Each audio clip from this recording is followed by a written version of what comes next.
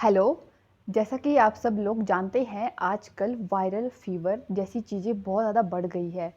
आप सब लोगों ने देखा ही होगा हर व्यक्ति जो है फीवर से ग्रसित हो रहा है। यानी कि एक पर्सन अगर घर में कोई फीवर हुआ है तो उसके कीटाणु या फिर उसका जो वायरस है उससे बाकी लोगों को भी फीवर होने के चांसेस है।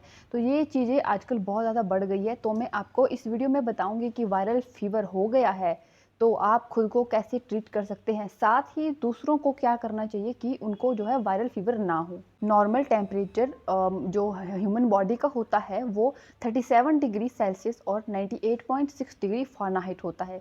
लेकिन अगर कोई व्यक्ति वायरल फीवर से ग्रसित हो जाता है तो उसका टेम्परेचर 100 डिग्री फ़ारेनहाइट या फिर उससे अबव चला जाता है। ऐसे में जो पेशेंट होता है जिसको फीवर आया होगा उसको फीवर भी होगा, साथ ही उसको जो बहुत ज़्यादा शिवरिंग भी फील होगी। ये जो फीवर होगा वो आपको किसी वायरल इन्फेक्शन की वजह से होगा जिसे हम वायरल फीवर कहते हैं। अब मैं बताऊंगी वायरल फीवर हो रहा है या फिर वायरल फीवर हुआ है तो आपकी बॉडी में आपको क्या क्या सिम्टम्स शो होंगे। इसके सिम्टम्स में पहला आता है कि आपको जो है बहुत ज़्यादा हाई फीवर होगा, 100 डिग्री फ़ारेनहाइट या फिर उससे अबव का आपका बॉडी टेम्परेचर रहेगा।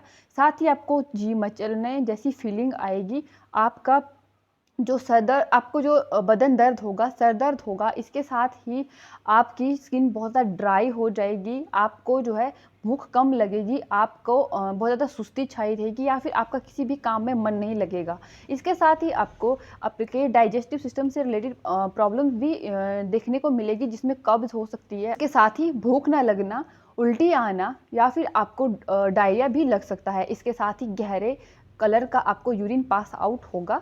तो ये कुछ सिम्टम है जो आपको वायरल फीवर में देखने को मिल सकते हैं।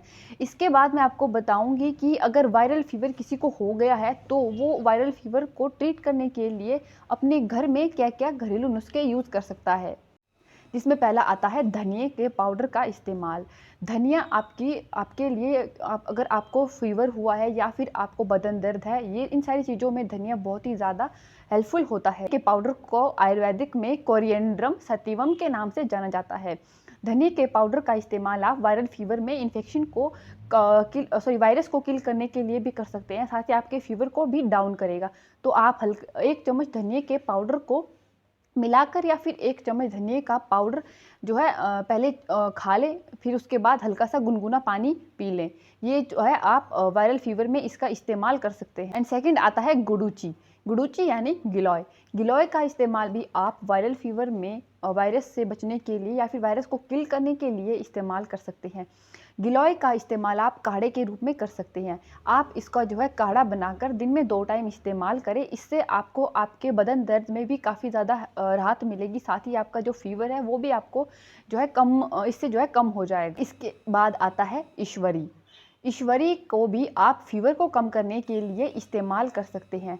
ईश्वरी को इंडियन बर्थवॉट के नाम से भी जाना जाता है, जिसके रस का इस्तेमाल आप अपने बढ़े हुए फीवर को रिड्यूस करने के लिए कर सकते हैं।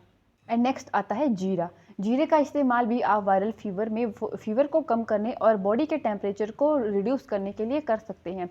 जीरे का इस्तेमाल इसके साथ ही पेट से जुड़ी दिक्कतों के लिए भी बहुत ज़्यादा लाभकारी होता है और ये बवासीर में भी बहुत ज़्यादा हेल्पफुल होता है।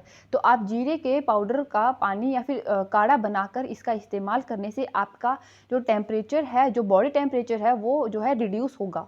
इसके साथ ही आप जो तरल पदार्थ होते हैं उनका भी इस्तेमाल कर सकते हैं, क्योंकि जब किसी पेशेंट को या फिर किसी भी व्यक्ति को बहुत ज़्यादा हाई टेम्परेचर होता है तो उसकी वजह से आपकी बॉडी में डिहाइड्रेशन हो जाती है और डिहाइड्रेशन की वजह से बहुत सारे मिनरल जो होते हैं वो हमारी बॉडी से आउट हो जाते हैं। तो उनको रिफ़िल करने के लिए या फिर उनको दोबारा अपनी बॉडी में रिस्टोर करने के लिए आप लोग लिक्विड्स का इस्तेमाल कर सकते हैं। इसमें आप सूप, जूस का इस्तेमाल कर सकते हैं और साथ ही आप ORS यानी ओरल रिहाइड्रेशन सॉल्यूशन का भी इस्तेमाल कर सकते हैं, जो कि आपके नियर बाय मेडिकल स्टोर में बहुत ही ईज़िली अवेलेबल हो जाएगा। तो इसके ज़रिए आप अपनी बॉडी में डिहाइड्रेशन के लेवल को रिड्यूस कर सकते हैं और आपका फीवर भी इससे बहुत ज़्यादा कम हो जाएगा। इसके साथ ही आपको जो है रेस्ट की बहुत ज़्यादा नीड होती है। अगर कोई व्यक्ति वायरल की चपेट में आ गया है तो उसकी बॉडी जो है रेस्ट के लिए बहुत ज़्यादा बॉडी को रेस्ट की बहुत ज़्यादा नीड होती है।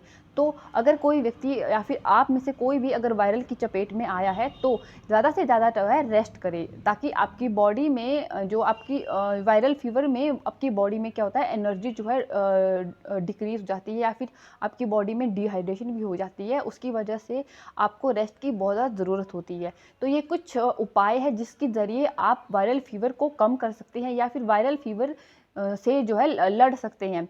और साथ ही अगर इन सब चीज़ों को अपनाने के बाद भी आपका फीवर रिड्यूस नहीं हो रहा है तो आप लोग जो है नियर बाई अपने किसी डॉक्टर से ज़रूर कंसल्ट करवा लें और डॉक्टर की सलाह के अनुसार ही जो एंटीपायरेटिक्स या फिर जो एंटीबायोटिक्स या फिर आपको जो फीवर को रिड्यूस करने के लिए पेन किलर्स वगैरह रिकमेंड करेंगे उनका जो है पूरा कोर्स करें।